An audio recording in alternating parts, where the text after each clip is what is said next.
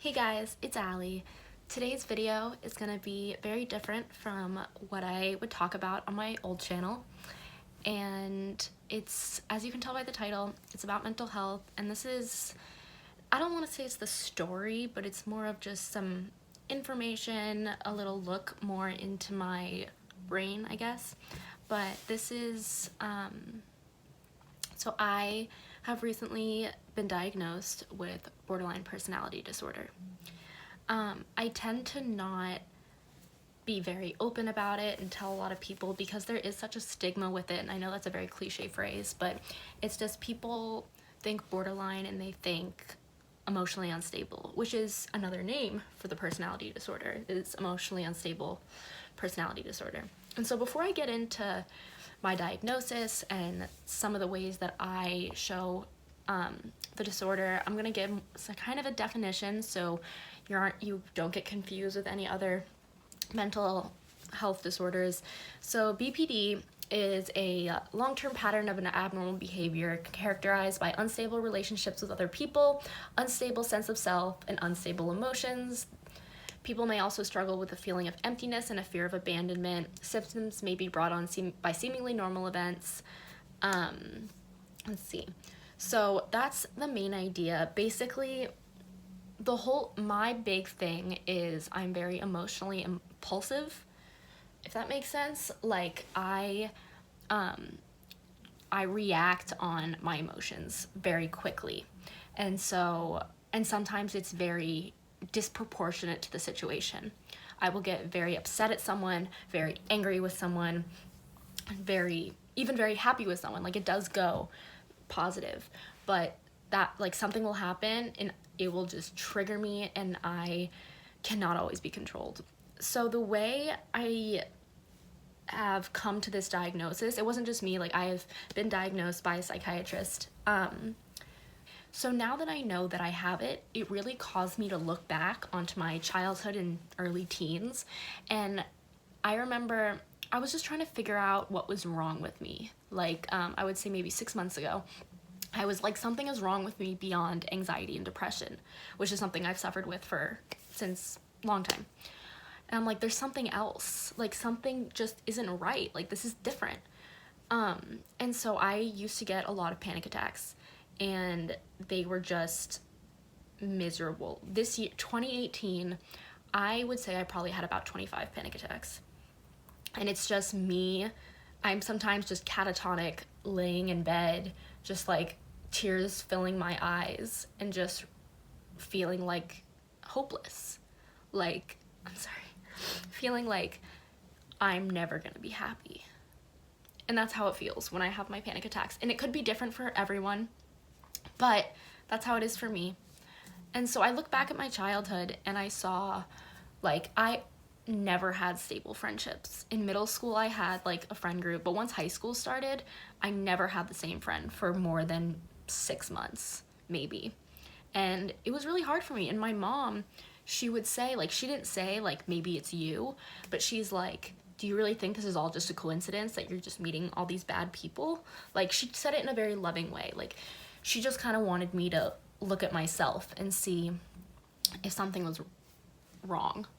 And so, but to this day, like I still I'm not completely blaming my former friends. Like I know that it was like a part of me that may have contributed to the end of the friendship or relationship, but I feel I can't fully believe that deep inside because I don't know, it's just kind of me. Like it's how I feel. So one thing that was really hard was I had a conversation with my dad. It was a little bit after I got diagnosed, and I might cry during this story because it does make me really emotional. But so I'm very close with my parents, and I go to them for everything. They are my rock. They've been with me for a while. I actually have a tattoo for them. The palm trees for my dad, and the yin yang is for my mom. And if you knew them, you would know that like that's what represents them. But so they really didn't know how to handle when I had my panic attacks. They also knew like something else was wrong. So I was sitting down a little after I got diagnosed with my dad, and he brought out this stack, at least this high, of research he did about borderline, because one trip to a psychiatrist, like something triggered him, like he did more research because of one thing that my doctor said. And he said something to me and it triggered me, and like I got very upset.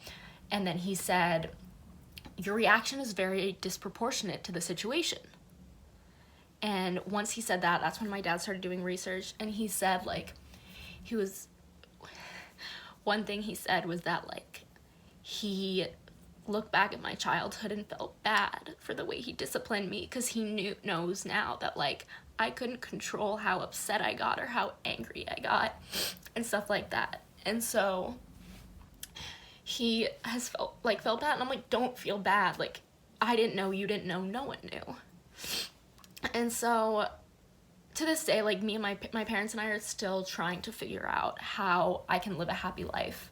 And like, I'm not saying I'm very unhappy, but I mean, there are parts of my life that I'd like to improve. Let's see. He's also, so in 8th, I think around maybe 7th, 8th grade was some of my darkest times, before probably around earlier this year. I started self-harming, I started cutting myself, and I never, like, could kill myself. Like, I know I just couldn't do it, but I would get upset and I'd be impulsive and just say, like, I'm gonna take all my pills. Like, that was, like, my impulsivity. Like, I react in the moment. And so that was one thing my dad was like, I feel like I should have known, I should have caught this sooner. And so again, like, that kind of made me feel, it didn't make me feel bad, but like, I don't want him feeling like this, because he has been so supportive of me. But yeah, so there's the self-harm aspect, the like panic attacks, impulsivity, trouble with relationships. And another one of my big things is validation. And that may seem like very typical, but the amount of times, like, I ask my mom, I'm like, you love me still, right? Like, if we get in, like, an argument, or if I get in trouble for something, like, same with my dad, I'm like, tell me you still love me. Like, because it's, like, that fear of abandonment, that fear of not being loved for me. And, like, I do the same thing with, like, friends and guys. I'm just like, so, like, do you still like me? Do you still want to be in my life? Like, you have to tell me. Because I'm just always very afraid of people leaving me. And one of the biggest ways it's really hurt my life and affected me, so substance abuse tends to be a comorbid symptom feature, anyway, of borderline. And for me, as many of you know, I had a big problem smoking weed. So I was just miserable constantly, and smoking weed was the only way for me to calm down from, like, a panic attack, or when I felt very panicky. But, like, it's just a Band-Aid over the problem. It's not gonna fix the underlying issue. So, but for me, I was like, you know what? Until we find a way for me to be happy, this is what I'm gonna do. Because it's the only thing that really calms me down. But, like, I mean, I knew deep inside that that's not healthy, but I did it anyway because I just wanted to be happy and I wanted to calm down.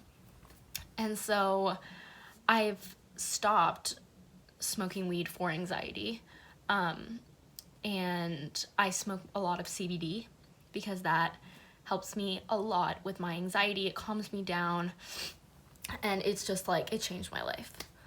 But anyway, I had a conversation with my brother as well, my older brother. He's 29, and we were kind of just talking about emotions and stuff, and, like, I almost started crying during the conversation because I never realized how much we had in common about, like, with our emotions and our impulsiveness. He's more impulsively angry, and I get sad and frustrated. Like, my anger turns to frustration, which turns to me crying. And so it's one of the hardest things I've gone through. Like, looking back, I can see how it's affected my entire life. And it is sad because there is such a stigma with it. And it does go beyond like regular anxiety and depression. Before I got diagnosed, I Googled it once, like before it was officially diagnosed. It was brought up as like borderline tendencies, and so I was like, I don't really know what this is, so I'm gonna Google it. And I remember I was on like WebMD or something, like reading the symptoms, and I just started crying because I had never read something that I felt so much. Like, it was literally like, I didn't check all the boxes, but there were so many things that I was like, wow, like, I do this. Like, this is me. Like, this is all describing me. And it was really hard to read that, but it was also kind of a relief because it made me feel like I wasn't completely alone in that I wasn't crazy. Like, that there is something for what I feel. There's a name for it. But at the end of the day, I do have this disorder, and I do dialectical behavioral therapy for it, which is basically all about mindfulness and being aware of what's going on and not judging yourself for the things that you do. It's just about combining your emotional mind with your rational mind to make something called wise mind, which is just, it's basically me not reacting off of my emotions. I have to think about what's going on, what the reaction could be, like what consequences it could have, and then I'll see how I react. So that's the main thing with me. I've had to hold back a lot. Like in class, if I disagree with a professor, like I've said something sometimes that I probably shouldn't have, and those luckily didn't get me in any trouble, but in the future it could. And so I really have to be careful what I say, and I really have to think before I act. So at the end of the day, I do have this disorder. It's something, they say that it can be curable. I definitely think my symptoms can be lessened. The DBT, the dialectical behavioral therapy, is definitely helping. And before, I'd gone to therapists before and it never worked. Like, I never wanted to go, and because I felt like I just didn't need to. And now with this therapist, I really felt like I needed help. I'm like, you know what? Maybe I can't do this on my own. Like, this is getting so bad. Like, it was literally, I was having panic attacks every day. And I'm like, I need help. And I'm like, I need someone to help me through this. I need medication. I need therapy. I need help. And that's not a bad thing to ask for help. It's like, I was kind of always like very prideful. I'm like, oh, I can do this by myself. And for me, like, medication is a big thing for me because, in my opinion, like, medication combined with therapy, because in my opinion, if I'm not in the right mind, I can't be successful in therapy, and the medication is part of what puts me in the right mind. So yeah, thank you guys for watching my first video. I'm sorry if it was a little deep and personal and emotional for my first video, but I thought it could be a good idea, help you guys get to know me a little bit more, understand me a little bit more. Thank you guys so much for watching. If you like this video, give it a thumbs up, click subscribe, and I'll see you guys next time.